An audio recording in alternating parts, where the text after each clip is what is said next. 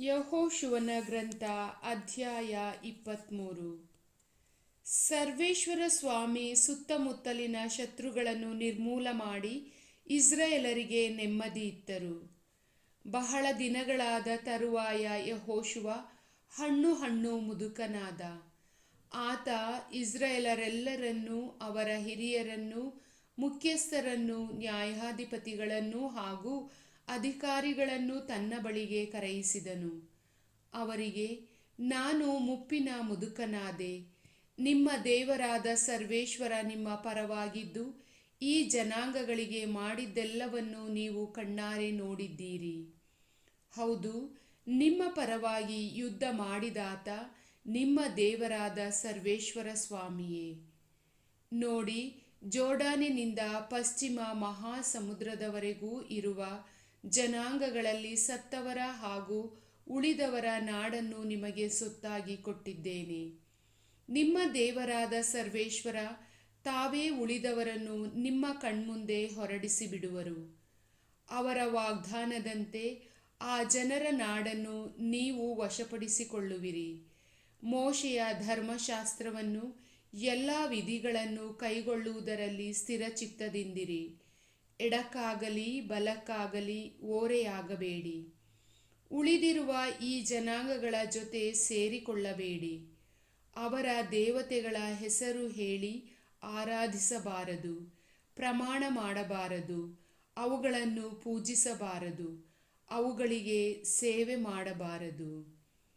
ಈವರೆಗೆ ಹೇಗೋ ಹಾಗೆಯೇ ಇನ್ನು ಮುಂದಕ್ಕೂ ನಿಮ್ಮ ದೇವರಾದ ಸರ್ವೇಶ್ವರನನ್ನೇ ಅಂಟಿಕೊಂಡಿರಿ. ಸರ್ವೇಶ್ವರ ಮಹಾಪರಾಕ್ರಮಿಗಳಾದ ಜನಾಂಗಗಳನ್ನು ನಮ್ಮೆದುರಿನಿಂದ ಓಡಿಸಿಬಿಟ್ಟಿದ್ದಾರೆ. ನಮ್ಮನ್ನು ಪ್ರತಿಭಟಿಸಿ ನಿಂತವನು ಒಬ್ಬನೂ ಇಲ್ಲ. ನಿಮ್ಮ ದೇವರಾದ ಸರ್ವೇಶ್ವರ ತಮ್ಮ ವಾಗ್ದಾನದಂತೆ ನಿಮ್ಮ ಪರವಾಗಿ ಯುದ್ಧ ಮಾಡುವರು. ಆದ್ದರಿಂದಲೇ ನಿಮ್ಮಲ್ಲಿ ಒಬ್ಬನು 1000 ಜನರನ್ನು ಓಡಿಸುವಷ್ಟು ಶಕ್ತನಾದ. ಇಂತಿರಲು ಜಾಗರೂಕತೆಯಿಂದಿರಿ. ನಿಮ್ಮ ಪ್ರಾಣದಂತೆ ದೇವರಾದ ಸರ್ವೇಶ್ವರನನ್ನೇ ಪ್ರೀತಿಸಿರಿ. ದೇವರಿಗೆ ವಿಮುಖರಾಗಿ ನಿಮ್ಮ ಮಧ್ಯೆ ಉಳಿದಿರುವ ಈ ಜನಾಂಗಗಳೊಡನೆ ಕೊಟ್ಟು ತಂದು ಮಿಶ್ರವಾಗಬೇಡಿ. ಮಿಶ್ರವಾದರೆ ನಿಮ್ಮ ದೇವರಾದ ಸರ್ವೇಶ್ವರ ಅವರನ್ನು ನಿಮ್ಮ ಮಧ್ಯೆಯಿಂದ ಹೊರಡಿಸುವುದೇ ಇಲ್ಲವೆಂಬುದು ನಿಮಗೆ ತಿಳಿದಿರಲಿ. ಆ ಜನರೇ ನಿಮಗೆ ಉರುಳು ಬೋನು ಆಗುವರು. ಪಕ್ಕೆಗೆ ಬಡಿಯುವ ಕೊರಡಾಗಿಯೂ, ಇರಿಯುವ ಶೂಲವಾಗಿಯೂ, ಕಣ್ಣಿಗೆ ಚುಚ್ಚುವ ಮುಳ್ಳಾಗಿಯೂ ಮಾರ್ಪಡುವರು. ಕಡೆಗೆ ನಿಮ್ಮ ದೇವರಾದ ಸರ್ವೇಶ್ವರ ನಿಮಗೆ ಕೊಟ್ಟ ಈ ಚೆಲುವ ನಾಡಲ್ಲಿ ನೀವೇ ಇಲ್ಲದಂತಾಗುವಿರಿ. ಈಗ ನಾನು ಭೂನಿವಾಸಿಗಳೆಲ್ಲರೂ ಹಿಡಿದಿರುವ ಹಾದಿಯನ್ನು ಹಿಡಿಯಬೇಕಾಗಿದೆ. ನಿಮ್ಮ ದೇವರಾದ ಸರ್ವೇಶ್ವರ ನಿಮ್ಮ ವಿಷಯದಲ್ಲಿ ನುಡಿದ ಆಶೀರ್ವಚನಗಳಲ್ಲಿ ಒಂದೂ ವ್ಯರ್ಥವಾಗಲಿಲ್ಲ. ಎಲ್ಲವೂ ತಪ್ಪದೆ ನೆರವೇರಿವೆ ಎಂಬುದು ನಿಮಗೆ ಮನದಟ್ಟಾಗಿರಲಿ.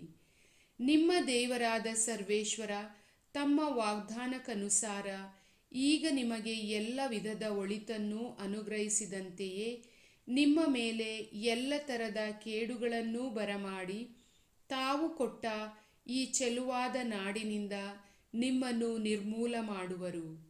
ದೇವರಾದ ಸರ್ವೇಶ್ವರನ ನಿಬಂಧನೆಯನ್ನು ನೀವು ಮೀರಿ ಅನ್ಯ ದೇವತೆಗಳಿಗೆ ಸೇವೆ ಸಲ್ಲಿಸಿ ಅಡ್ಡಬಿದ್ದರೆ ಸರ್ವೇಶ್ವರನ ಕೋಪಾಗ್ನಿ ನಿಮ್ಮ ಮೇಲೆ ಎರಗುವುದು. ಅವರು ನಿಮಗೆ ಕೊಟ್ಟ ಈ ಒಳ್ಳೆಯ ನಾಡಿನಿಂದ ಹೊರದೂಡಲ್ಪಟ್ಟು ಬೇಗನೆ ನಾಶವಾಗುವಿರಿ ಎಂದನು. ಪ್ರಭುವಿನ ವಾಕ್ಯ.